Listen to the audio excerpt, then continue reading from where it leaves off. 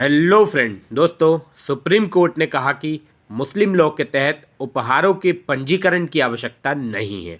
यदि गिफ्ट की वैध आवश्यकताएं, घोषणा, स्वीकृति और कब्जा पूरी हो जाती है तो गिफ्ट की वैधता प्रभावित नहीं हो सकती है, भले ही वह अपंजीकृत हो।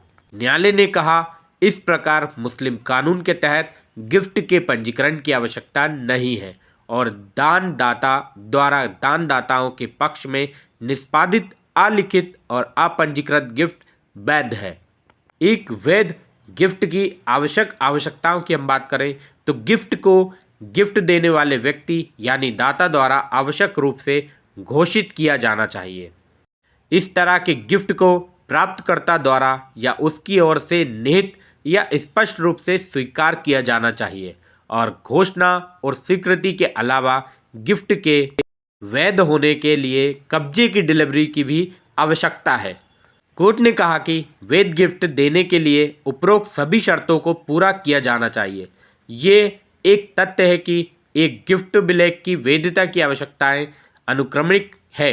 एक को दूसरे का अनुसरण करना चाहिए। उत्तरार्ध केवल पानी पकड़ सकता है यदि पहले वाले का अनुपालन किया जाता है। दूसरे शब्दों में, यदि ए का अनुपालन नहीं किया जाता है तो बी और सी परिणाम का नहीं होगा।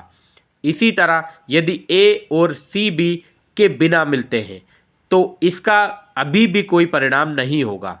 अंत में सभी तीनों शर्तों को पूरा किया जाना चाहिए। कोर्ट ने कहा, मुस्लिम कानून के तहत एक गिफ्ट कानून के तहत निर्धारित तरीके से प्रभावी होना चाहिए।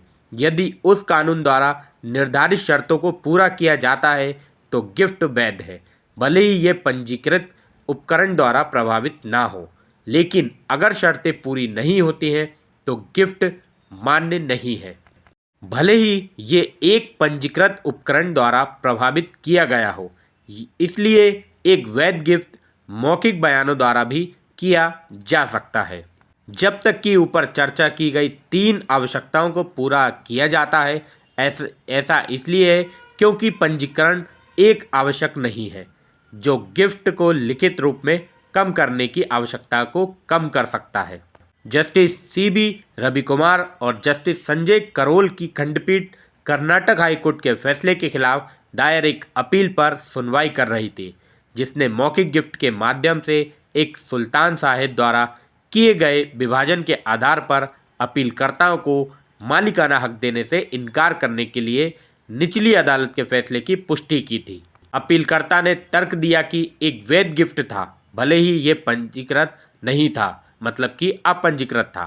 कोर्ट ने कहा कि जबकि मुस्लिम कानून के तहत एक गिफ्ट के लिए पंजीकरण की आवश्यकता नहीं होती है और मौखिक रूप से किया जा सकता है, मालिक के जीवन काल के दौरान संपत्ति का विभाजन अस्वीकार्य है। यद्यपि एक मौखिक गिफ्ट वैध हो सकता है, दाता सुल्तान साहिब द्वारा गिफ्ट की स्पष्ट घोषणा की आवश्यक शर्त स्थापित नहीं की गई थी। इसलिए कोर्ट ने हाईकोर्ट के फैसले की पुष्टि करते हुए अपील खारिज कर दी थी। इस तरह से कोर्ट ने अपना फैसला सुनाया। तो दोस्तों, मिलते हैं नेक्स्ट वीडियो में किसी नए टॉपिक के साथ। तब तक के लिए जय हिंद, जय भारत।